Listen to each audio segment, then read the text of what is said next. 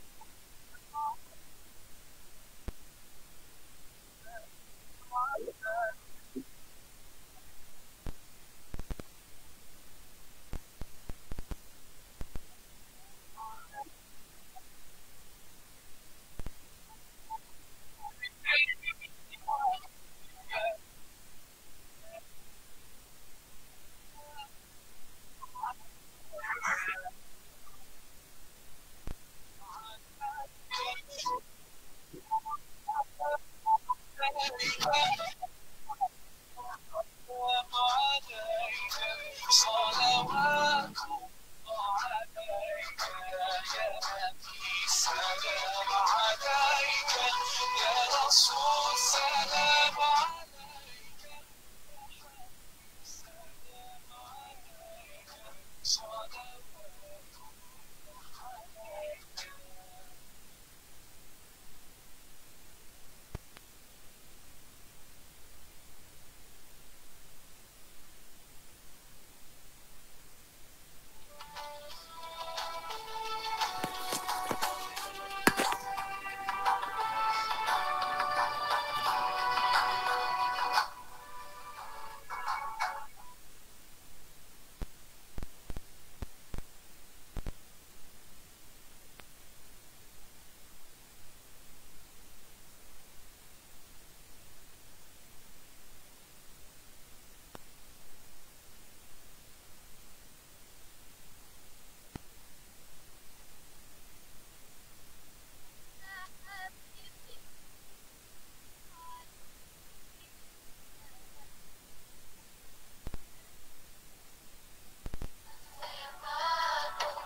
يا بخت اللي فضل وماشي يشفع له كلاماته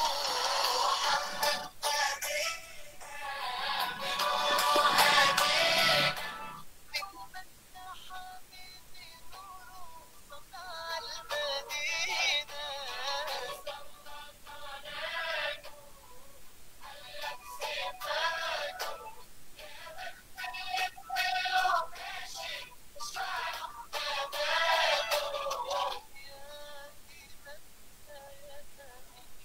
يا سند للمسلمين يا حبيب يا محمد يا ابن عبد الله تمت الرسالة تمام والحبيب مسك طول حياتي وبصلاتي بدعى أصلي وراه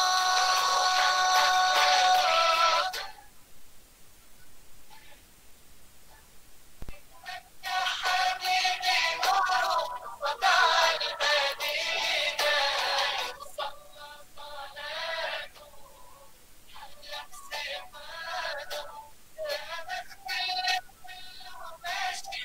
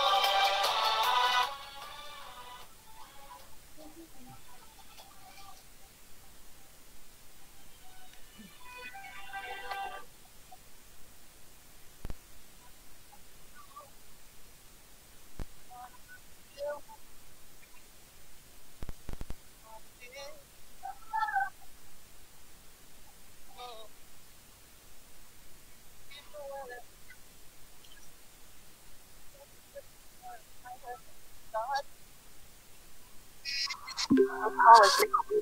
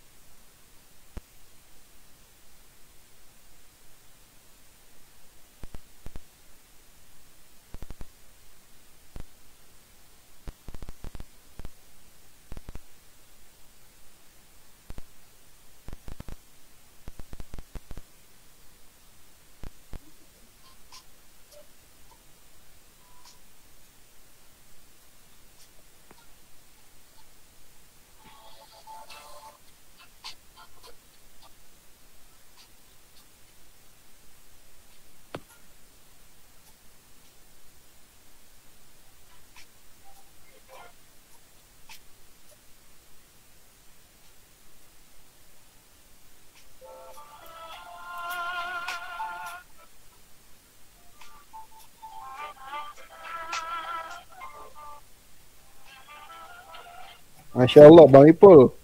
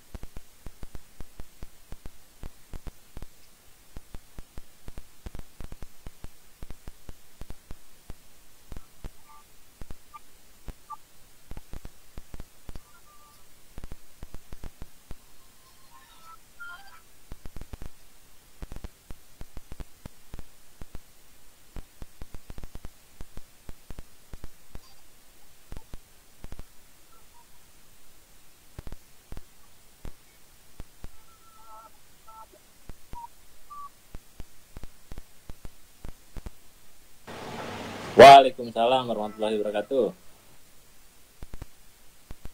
Alhamdulillah, hari ini di lockdown.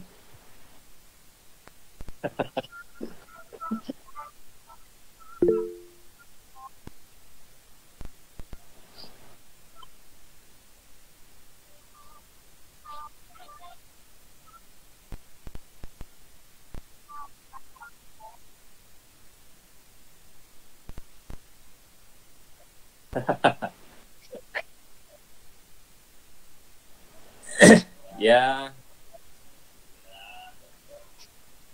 yang paling penting itu kita beriman dan bertawakal tentunya ya pada Allah Subhanahu wa taala. Karena eh, kita harus yakin ya, pertama walaupun dalam kondisi bagaimanapun, Allah kan telah menjamin rezeki kita ya. Gitu. Ini dari sisi akidah ya. Jadi siapapun, baik dia pengusaha atau siapapun, ya harus tetap dalam keimanan dan ketawakalan pada Allah, yakin bahwa Allah akan menjamin rezeki setiap umatnya gitu. Iya, itu di atas segalanya, itu yang paling penting itu dulu.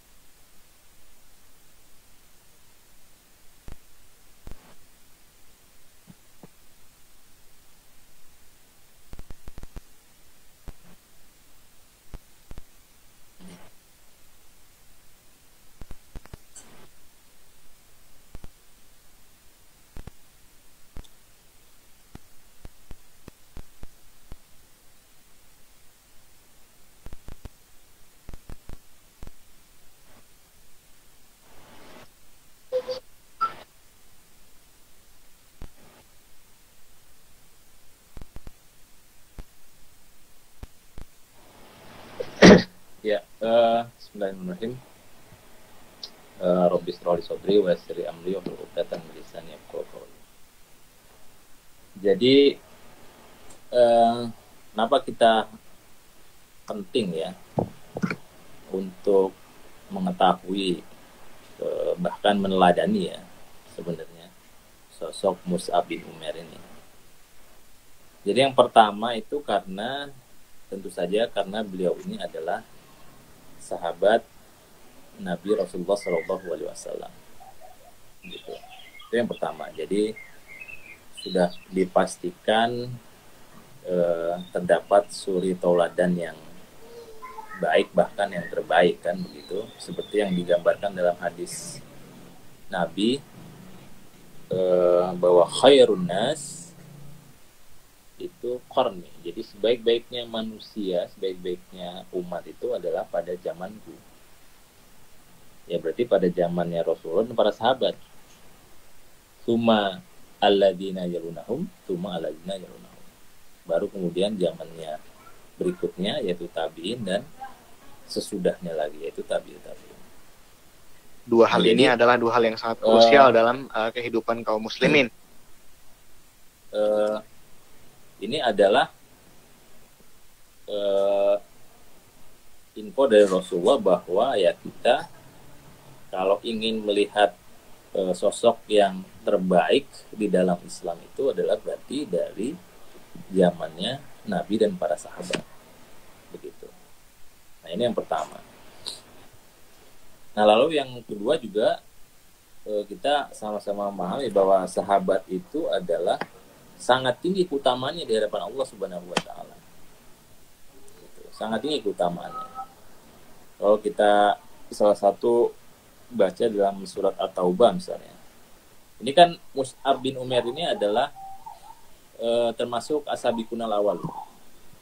Termasuk golongan yang pertama-tama masuk Islam ya. walaupun tidak disebutkan di dalam hadis yang 10 orang itu, tapi para ulama mengatakan as-sabiqunal awwalun itu adalah diantaranya yang mengikuti Baiatur Ridwan atau Baiat Aqobah pertama.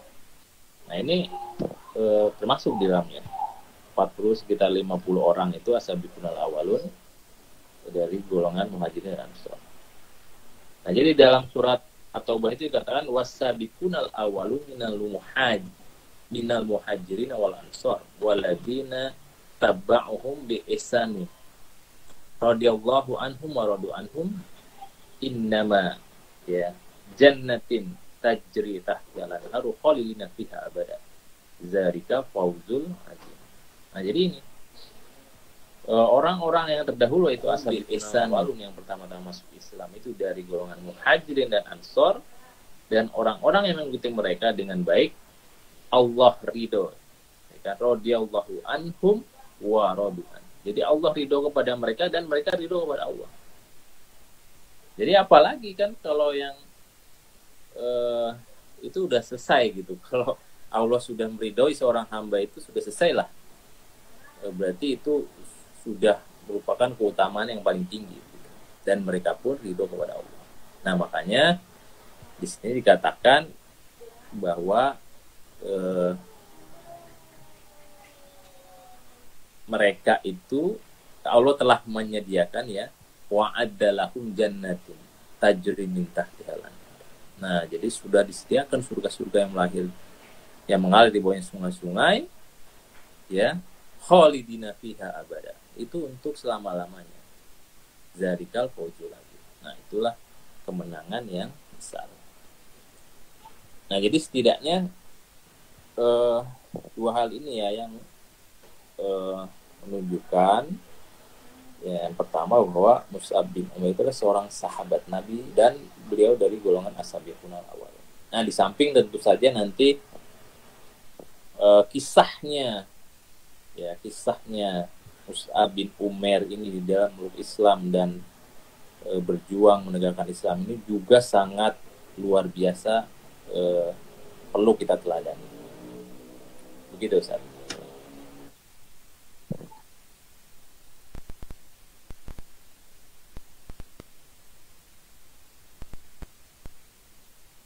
Betul. Betul.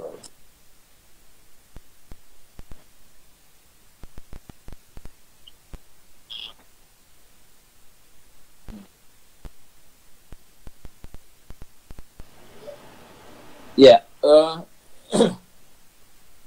saya kira yang menjadi halangan ini bisa dua faktor ya. Yang pertama itu faktor internal. Jadi kalau faktor internal berarti faktor dari, ini kita berbicara secara luas pemuda dan kaum muslimin ya misalnya ya. Faktor internal mereka yang belum mempunyai dorongan atau motivasi untuk berhijrah di jalan Allah. Nah sehingga atau dalam bahasa yang lebih tajamnya lagi, mereka masih di dalam lingkaran kubur dunia wa karahiyatil maut. Mereka masih terlalu cinta kepada dunia dan takut akan kematian. Sehingga apa? Sehingga ya jangankan untuk ingin mengenal sosok-sosok seperti Mus'ab bin Umair gitu. Ya untuk mengetahui Islam lebih dalam aja kadang mereka itu enggak. Gitu. Ya kadang mereka itu enggak. Nah ini emang masih cukup banyak ya kalau kita melihat di dalam diri kaum muslimin, khususnya para pemuda itu dorongan untuk berhijrah, dorongan untuk mempelajari Islam di dalam itu masih terhalang gitu. Ya.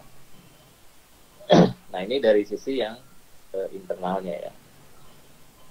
Nah sisi internal ini emang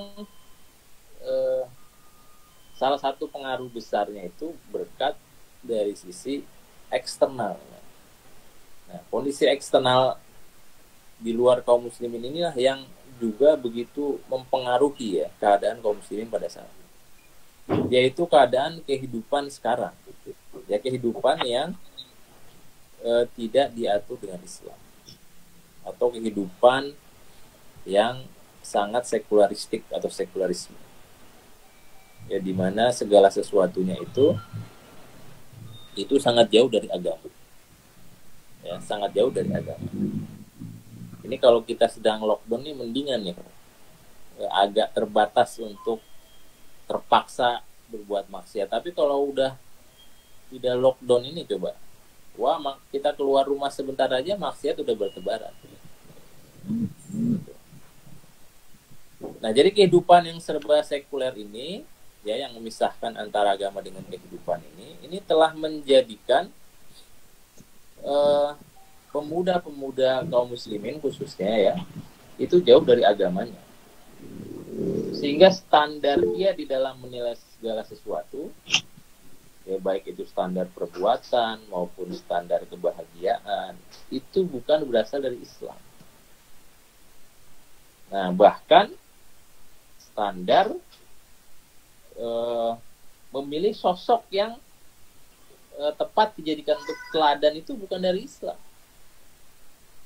gitu. Nah, sehingga mereka lebih gandung, seperti tadi antum katakan, lebih gandung kepada misalnya Cristiano Ronaldo misalnya, ya kan, yang ganteng tampan, oh dia suka charity kemana-mana kan, suka nyumbang Palestina malah kan, gitu. Padahal dia nggak tahu ada sosok yang sangat tampan juga di kehidupan kaum muslimin, ya, para sahabat yang keteladanannya, ya, yang nggak ada apa-apanya lah. Cristiano Ronaldo itu nggak ada apa-apanya, gitu. Yang keteladanannya justru perlu kita tiru, gitu. Ya, rambut, ya, makanya coba lihat di sini. Mungkin ada yang kayak rambutnya.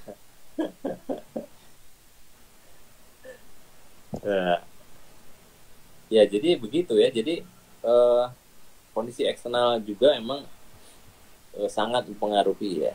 Itu kondisi kehidupan kita yang serba sekuler ini sangat mempengaruhi, sehingga kaum muslimin itu, khususnya pemuda itu, jauh dari sosok-sosok teladan kaum muslimin yang seharusnya. Sehingga mereka lebih berkaca, lebih meneladani sosok-sosok idola barat, ya, yang sebenarnya semakin menjauhkan mereka dari Islam, begitu.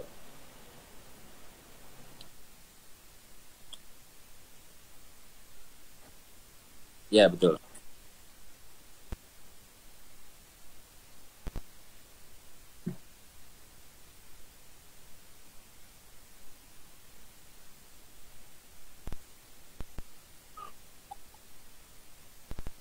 Betul.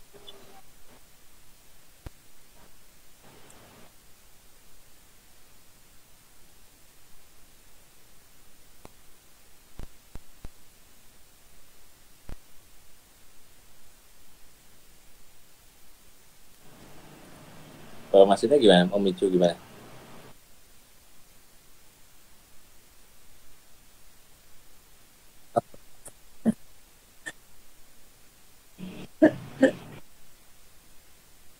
Ya, eh, yang pertama memang apa namanya, kan Allah itu kan menciptakan hidayah itu ada dua, ya. Jadi ada hidayah fil kholqi, ada hidayah irsyad wal bayan. Jadi ada hidayah yang itu diciptakan, yang dikasih petunjuk oleh Allah secara langsung, dan hidayah berupa petunjuk, ya, irsyad wal bayan, petunjuk dan penjelas. Nah, untuk hidayah yang pertama ini, ya, yang fil kholqi ini, yang Allah memang ciptakan kepada semua manusia, ini sebenarnya semua orang sudah memilikinya, terutama kaum muslimin, yaitu hidayah berupa akal, gitu. Jadi sebenarnya dorongan akal manusia untuk mencari kebenaran itu sebenarnya harusnya sudah ada di dalam setiap kaum muslimin, gitu. Ya, sudah ada di dalam setiap kaum muslimin. Nah, cuman memang ya. Ketika akal ini hanya digunakan sebagai satu-satunya penentu kebenaran itu, nah ini yang menjadi kacau. Jadi orang seenaknya aja kan menggunakan akalnya nanti sebagai standar kebenaran. Nah oleh karena itu Allah itu adil, karena akal manusia itu berbeda-beda tergantung dari latar belakang pendidikan, nenek moyangnya, orang tuanya, dan seterusnya itu Allah kasih hidayah irsyad wal bayan berupa Al-Quran dan Sunnah. Nah memang untuk ke arah sini ini harus ada ikhtiar. Nah itu. Jadi kalau hidayah yang pertama ini sudah built-in Allah ciptakan bersama manusia ya, yaitu berupa akal. Jadi bisa memilih, bisa berpikir mana sih sebenarnya jalan yang benar, jalan yang salah. Nah tapi untuk mendapatkan jalan yang benar ini, yaitu irsyad wal bayan ini, memang ini perlu adanya ikhtiar. Ya.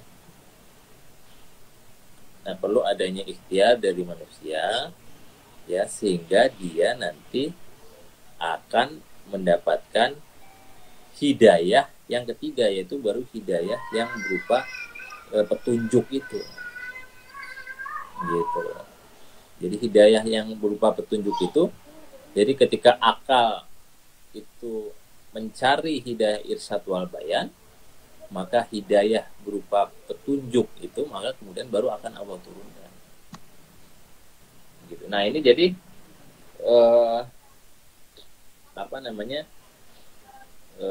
sebagai seorang kaum muslimin ya memang seharusnya tidak ada halangan ya, karena sudah dibekali akal untuk mencari hidayah. Apalagi kita sudah mengenal Al-Quran ya. Orang-orang barat aja yang ateis bahkan itu karena dengan akalnya itu bisa memeluk Islam, karena akalnya itu mencari petunjuk yang benar sampai dia menemukan kebenaran Al-Quran dan Sunnah. Begitu. Betul. Betul.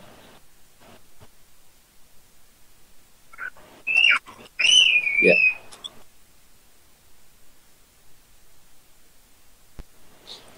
Nah, ini agak panjang ini. Ya, sebenarnya saya bahas sahabat ini sebenarnya seperti nempeleng diri sendiri sebenarnya. Ya, karena memang salah satunya Mus'ab bin Umair ini ya, karena memang luar biasa teladan yang bisa kita ambil dari. Sebenarnya banyak sekali pelajaran yang bisa diambil dari kisah Mus'ab bin Umair ini. Cuman saya coba rangkum dua hal aja, dua poin penting yang perlu kita teladani. Yaitu pertama di dalam hal hijrahnya beliau, hijrahnya Mus'ab bin Umair, dan kedua di dalam hal dakwah. Nah, di dalam hijrahnya beliau ini, jadi kalau kita tahu ya kan, mungkin sudah masyhur juga ceritanya bahwa Mus'ab bin Umair ini adalah keturunan bangsawan, ya bangsawan Mekah, gitu. Jadi bapaknya, ibunya dua-duanya bangsawan, gitu. Terutama ibunya itu mempunyai nasab yang sangat tinggi di kalangan orang-orang kafir Quraisy Mekah. Ibunya bernama Khunas bin Malik, itu makom nasabnya tinggi, gitu.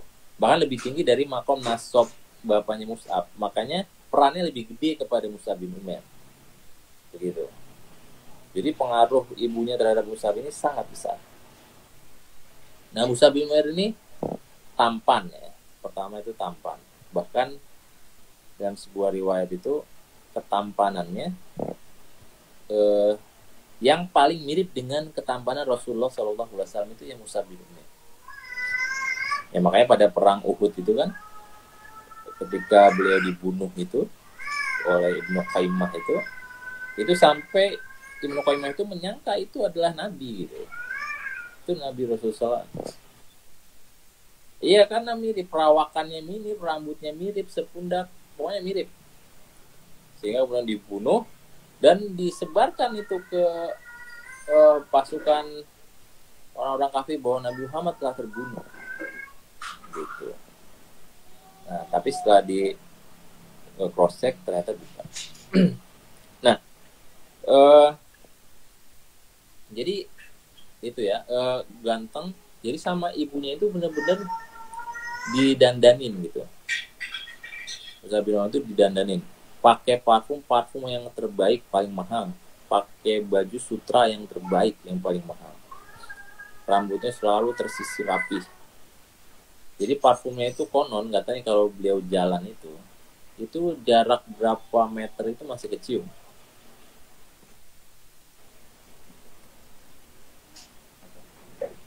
Masih kecium. Gitu. Awan sebentar ya.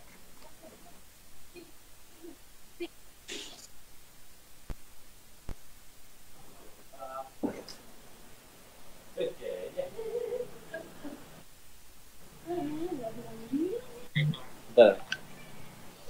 Iya. Bentar ya. Ya maaf ya. Jadi masih tercium. Nah singkat cerita ya, singkatnya, pokoknya makanya dia salah satu julukan beliau itu Putra Makkah, karena orang-orang Makkah itu bangga dengan sosok Mus'ab itu, sehingga beliau itu layak dijadikan Putra Makkah. Ya. Nah terus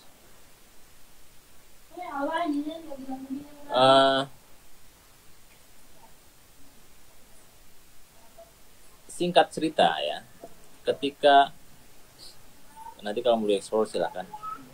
Ketika Mus'ab bin Umair mendengar ada seorang Rasul ya, ada Rasulullah SAW itu menyampaikan dakwahnya di Mekah itu kemudian Mus'ab bin Umair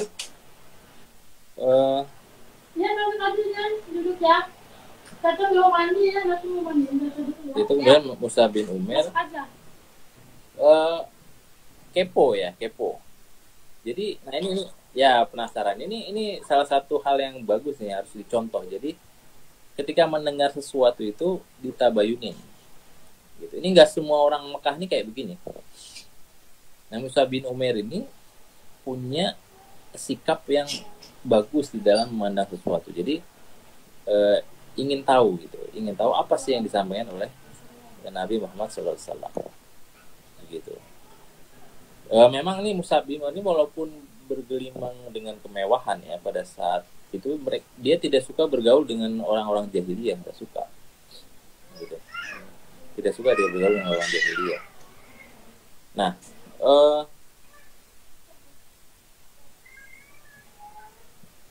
makanya sikapnya bagus gitu dalam menilai apa yang disampaikan Rasulullah. Nah, sehingga singkatnya ketika mendengar Rasulullah itu berdakwah, beliau menerima. Ya, sampai pada suatu saat beliau ikut kajian-kajiannya di rumah Arqam bin Abi Arqam itu secara sembunyi-sembunyi karena takut ketahuan ibunya. Ya, takut ketahuan ibunya. Tapi dasar orang kafir Quraisy ya, itu tetap aja ketahuan. Tetap aja itu ketahuan. Akhirnya dikasih tahu lah kepada ibunya. Nah, dikasih tahulah kepada ibunya, dan akhirnya ibunya, singkat cerita, itu menahan Mus'ab bin Umair. Ya, istilah kalau sekarang dipasung ya. Di lockdown. Ya, kayak kita di lockdown, tidak boleh keluar rumah. Gitu, diancam segala macam akan dicabut semua fasilitas kemewahannya. Bahkan sempat ibunya juga mengancam kalau ibunya nggak mau makan. Ya, tidak mau makan kalau Mus'ab itu masih ikut bersama Nabi Muhammad. Nah, tapi inilah hidayah ya. Inilah hidayah yang telah sampai kepada Mus'ab bin Umair. Ya, hidayah yang benar-benar hasil dari sebuah pemikiran yang mendalam. Ya, tidak goyang dengan ancaman ibunya itu. Jadi dalam suatu keterangan riwayat itu dikatakan ketika ibunya mengancam, Mus'ab malah bilang kalau aku punya 100 nyawa keluar satu persatu, sungguh aku tidak akan meninggalkan Islam. Nah, ini kan sungguh luar biasa ya. Eh, nah ini kisah hijrah ya, nanti bisa kita dalamin. Dan akhirnya pada suatu hari bisa melarikan diri itu Mus'ab bin Umair itu, dan bisa hijrah ke Habasyah. Ya, bisa hijrah ke Habasyah bersama para sahabat. Nah, akhirnya Mus'ab kemudian menanggalkan semua kemewahan ya demi Islam. Ya demi Islam. Gitu. Sampai pernah suatu saat itu membuat Rasul menangis ya, karena Mus'ab itu pakai pakaian yang penuh dengan tambalan. Gitu, penuh dengan tambalan. Jadi di tengah kumpulan para sahabat pakai pakaian yang penuh dengan tambalan. Gitu. Kenapa menangis? Beliau Rasulullah bersabda, dulu aku lihat Mus'ab ini tidak ada yang mengimbangi dalam peroleh kesenangan dari orang tuanya. Kemudian ditinggalkan semua itu demi cintanya kepada Allah dan Rasulnya. Nah, ini luar biasa. Nah, ini jadi teladan yang pertama yang bisa kita ambil, inspirasi yang pertama ketika beliau itu hijrah. Ya. Lanjut.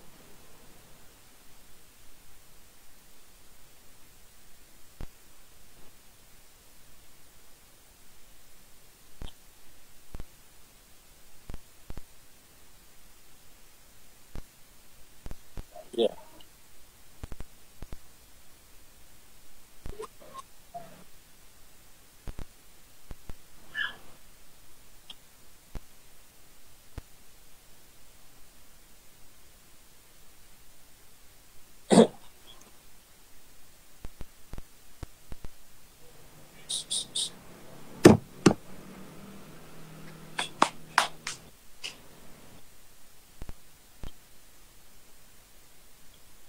Ya, apaan ya? Intermezzo.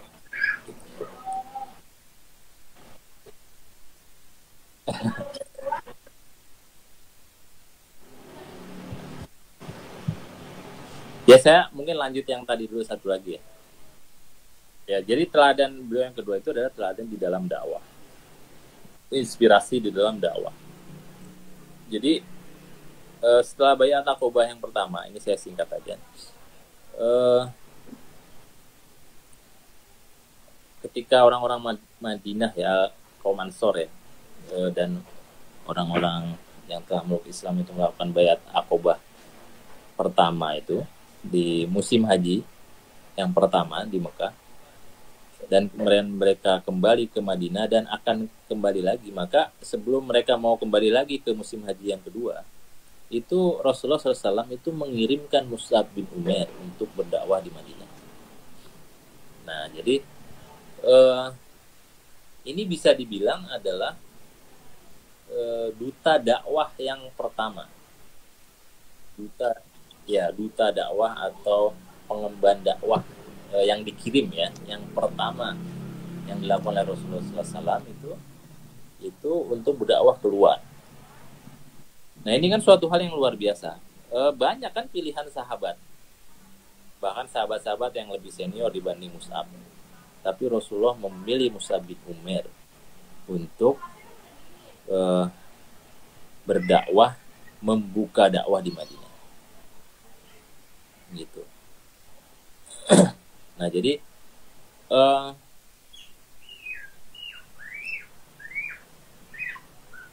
Mus'ab bin Umair ini jasanya sangat besar. Ya, jasanya sangat besar. Bahkan ada seorang ulama ya sampai mengatakan, ini memang agak hiperbola sih.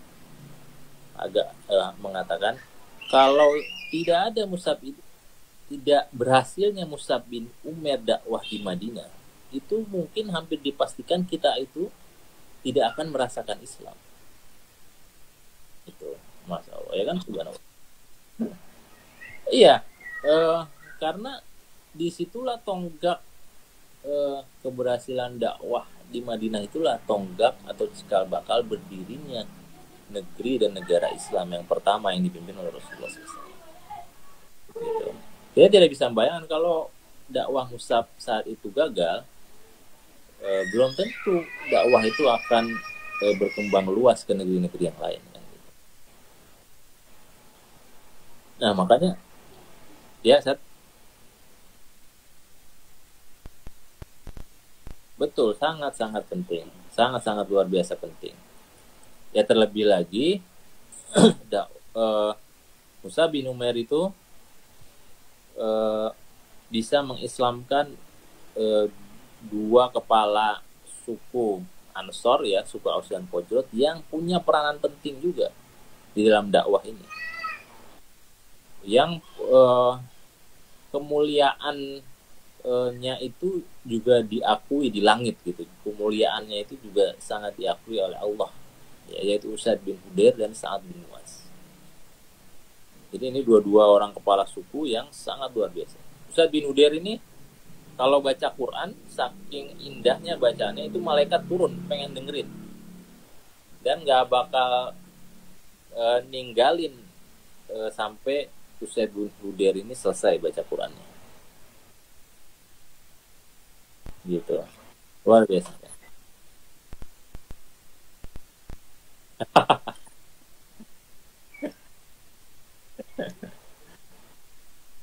Ya kalau Sa'ad bin Mu'az itu kan kita tahu ya, salah satu-satunya sahabat yang ketika wafat arsy-nya Allah itu berguncang kan begitu.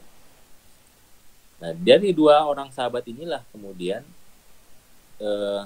suku Aus dan Khazraj itu menjadi Ansor, ya, menjadi Ansarullah, menjadi suku yang menjadi bangsa yang menolong dakwah Rasulullah itu untuk bisa mendirikan negeri atau masyarakat Islam yang pertama di Madinah.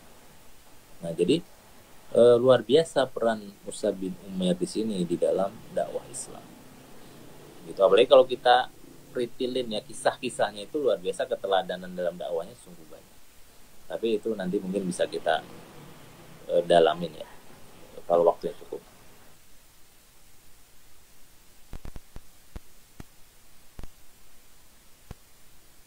Ya, masih 24 tahun. Gitu.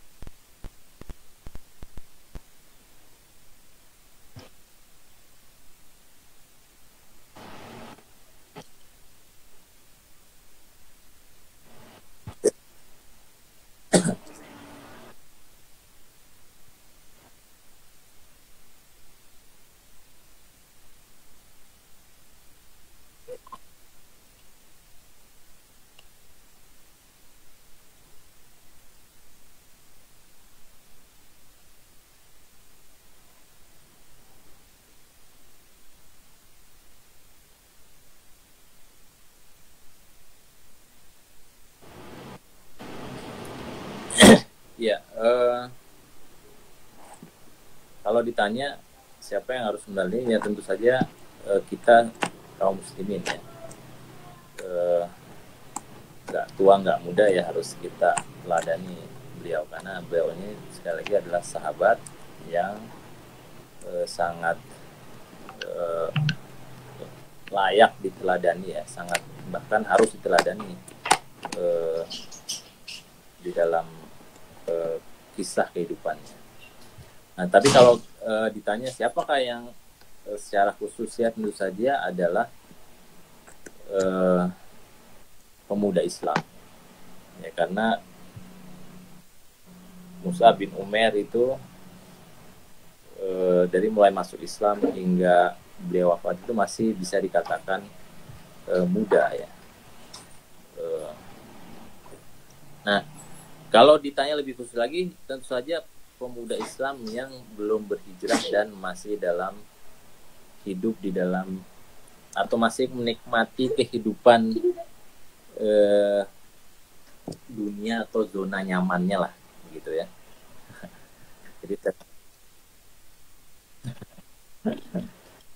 Jadi kalau ditanya siapa, itu wabil khusus ya tentu saja mereka itu. Jadi orang-orang atau para pemuda yang masih merasa santai-santai, ya sekarang kan edisi rebahan ya katanya, masih rebahan-rebahan, menikmati kehidupan sekulerisme ini ya kan, dengerin musik-musik nggak jelas, dengerin atau menyukai atau meneladani sosok-sosok yang belum jelas ya kan juntrungannya, ya itulah mereka sebenarnya yang lebih tepat harus meneladani gitu. Karena hati-hati ya, kita itu akan bersama dengan yang kita cintai, anta ma man ahbabta. Jadi kalian akan bersama dengan yang kalian cintai. Jadi kalau lebih cintai Cristiano Ronaldo, Lionel Messi, ya hati-hati nanti di akhirat jangan-jangan bersama mereka gitu kan, dibanding cintanya kepada para sahabat gitu Ustaz.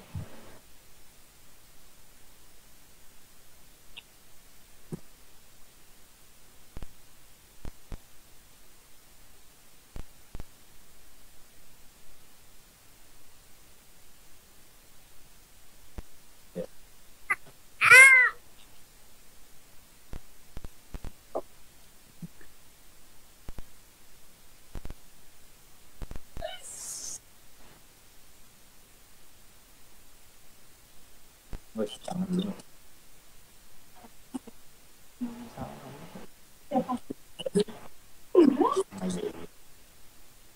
Iya.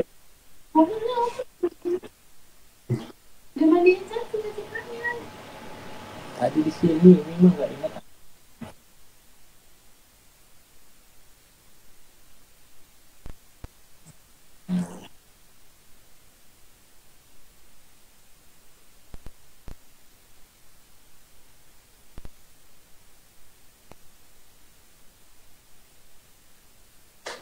Kakak juga tuh Me kasih itu titipan.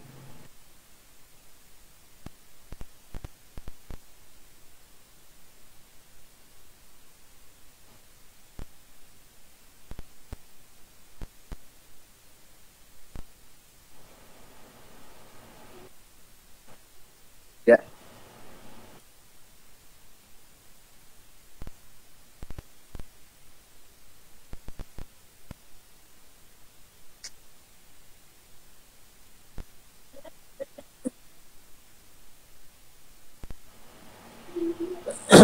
Ya,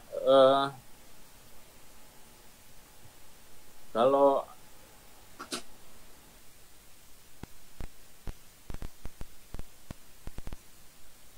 ya itu jadi paling tidak ada dua masalah yang akan terjadi ya. Jadi yang pertama,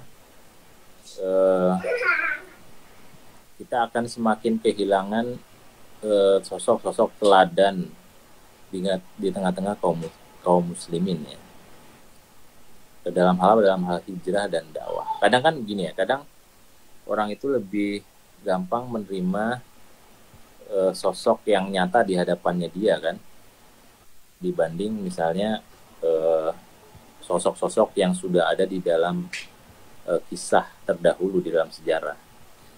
Jadi misalnya kita lebih gampang misalnya lihat tuh si Ustadz Anu hijrahnya, nah itu kan lebih tergambar dan lebih gampang untuk diteladani begitu, karena masih hidup orangnya, aktivitasnya masih kelihatan, masih jalan. Nah cuman kan kalau sudah tidak ada lagi orang-orang yang meneladani Mus'ab, ya tidak akan semakin sedikit orang-orang yang seperti itu, berarti akan semakin sedikit teladan-teladan yang hidup di tengah-tengah kaum muslimin untuk diteladani. Nah ini bahaya gitu, sehingga orang akan semakin jauh dari sosok Islam yang sebenarnya. Jadi kan apalagi di tengah kehidupan sekarang ya, di mana Islam itu jauh dari kehidupan kaum muslimin, maka kita bisa melihat Islam itu secara nyata dari perbuatan hambanya, kan begitu. Gitu, dari perbuatan sosok-sosok hambanya atau para ulamanya lah, atau orang-orang yang telah hijrah di jalan Allah, kan begitu. Jadi kalau semakin sedikit orang yang meneladani para sahabat, ya akan semakin sedikit sosok teladan yang hidup ya untuk dijadikan contoh bagi kaum muslimin. Nah ini bahaya ya, orang akan menjadi itu tadi, orang akan bingung dan mencari contoh yang lain gitu, dan ini akan mudah dimasuki oleh orang-orang barat ya, orang-orang kafir begitu.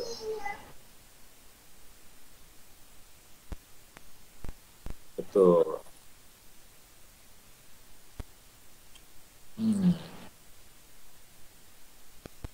Betul. Ya, betul betul.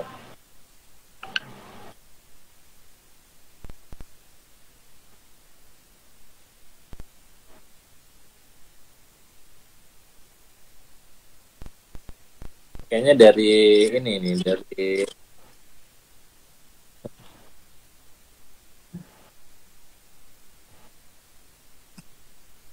Alhamdulillah.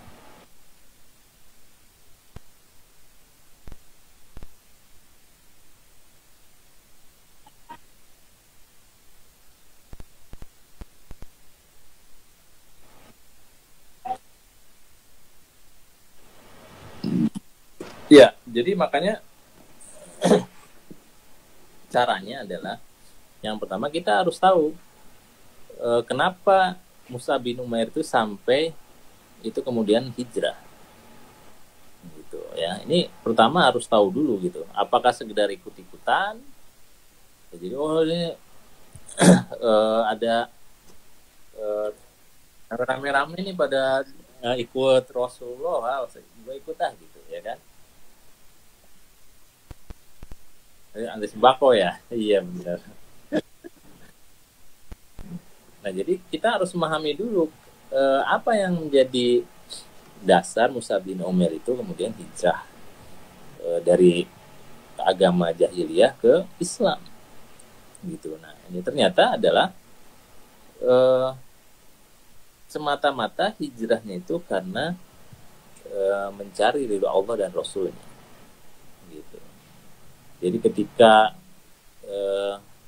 disampaikan Islam ya, karena intinya Islam itu kan tauhid ya, akidah Islam ya, semata-mata mengesahkan atau menyembah Allah dan kemudian meladani Rasulnya dan mengimani Rasulnya. Nah sehingga kita juga kalau ingin bisa meneladani seperti Mus'ab bin Umair, maka fondasi dasar atau motivasi dasarnya itu harus jelas dulu gitu, harus tahu dulu kenapa kemudian Mus'ab bin Umair itu sampai berhijrah ke Islam. Nah ternyata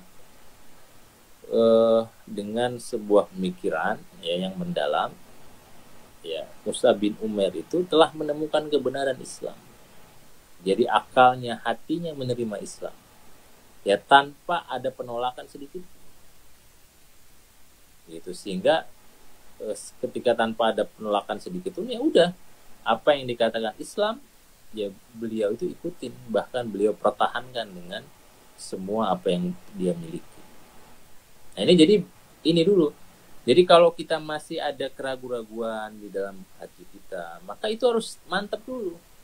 Jadi kita harus benar-benar mengkaji dulu secara mendalam, sehingga mengkaji Islam secara mendalam, sehingga kita menemukan bahwa memang Islam inilah satu-satunya yang menjadi dasar kenapa kita harus kenapa kita harus berislam dan mengikuti Islam beserta syariatnya gitu. Nah ini harus dikaji dulu secara dalam.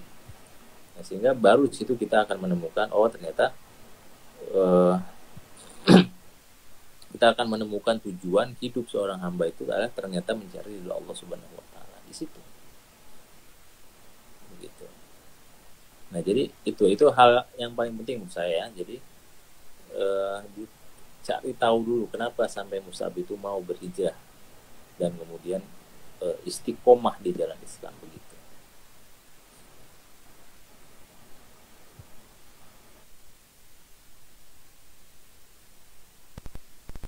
Ya, betul.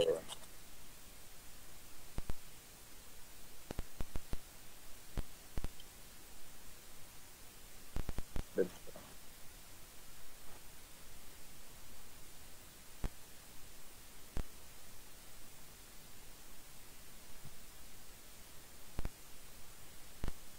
Ya, betul.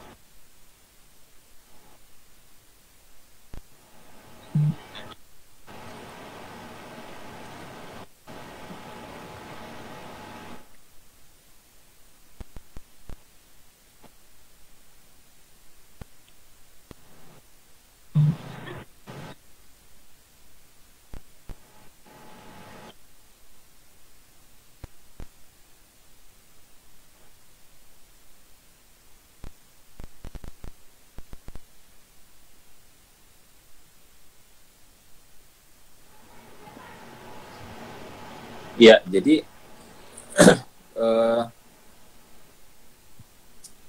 di dalam ayat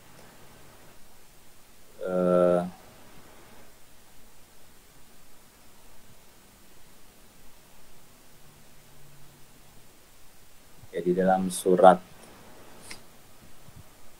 dan di dalam hadis ya, itu di dalam surat Al-Ahqaf ya, ayat 13 itu dikatakan innal ladina qalu rabbunallahu tsumma istaqamu fala khaufun 'alaihim wa la hum yahzanun.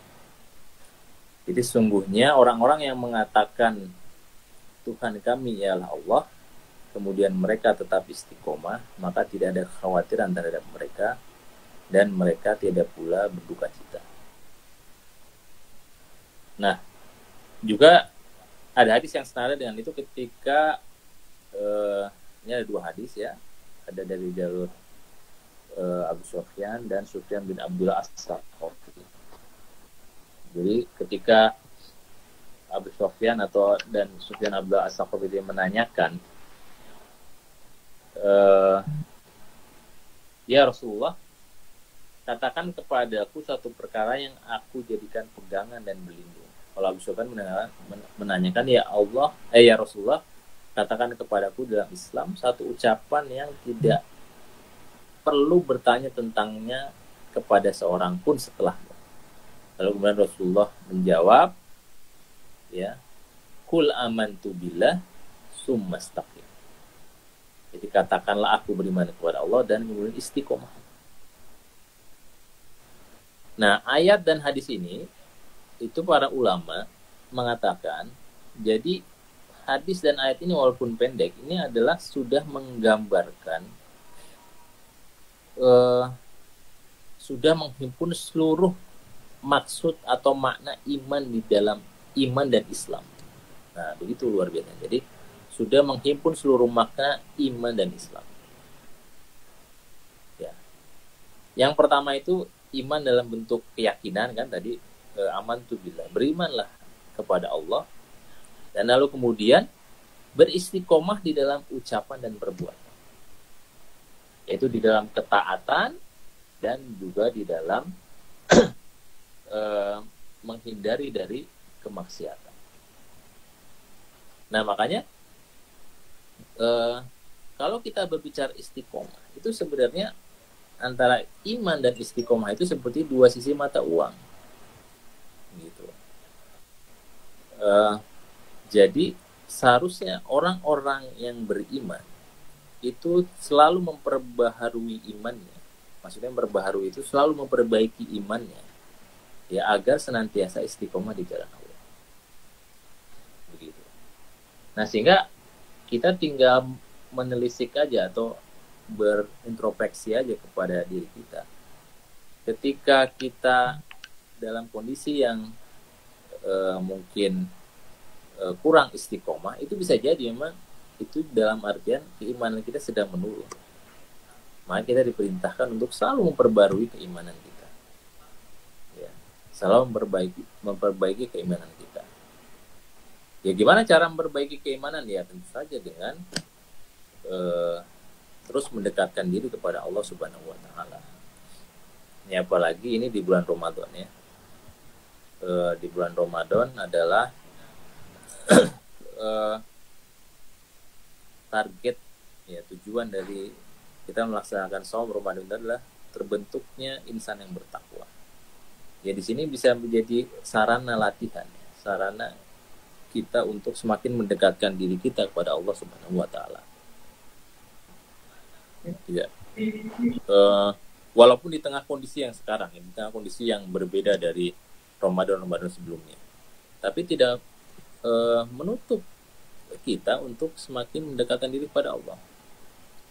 Jadi kita harusnya tadarusnya semakin banyak, karena aktivitasnya kan semakin jarang keluar.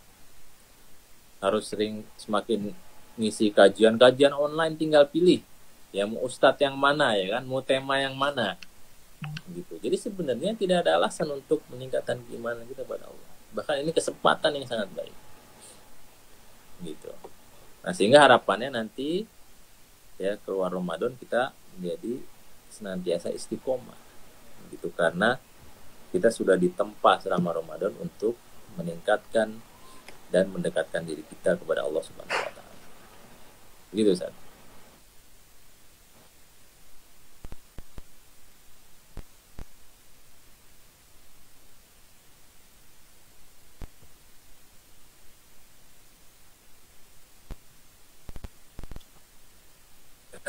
Ya, Afwan, apa yang sama-sama.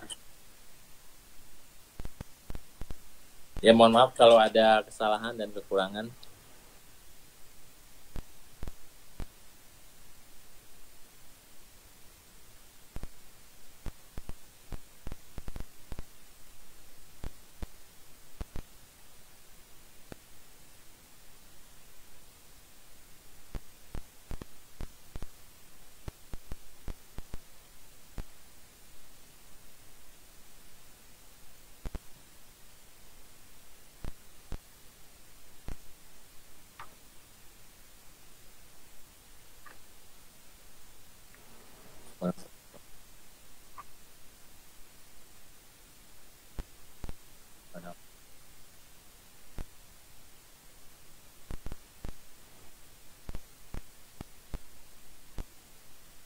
Waalaikumsalam warahmatullahi wabarakatuh.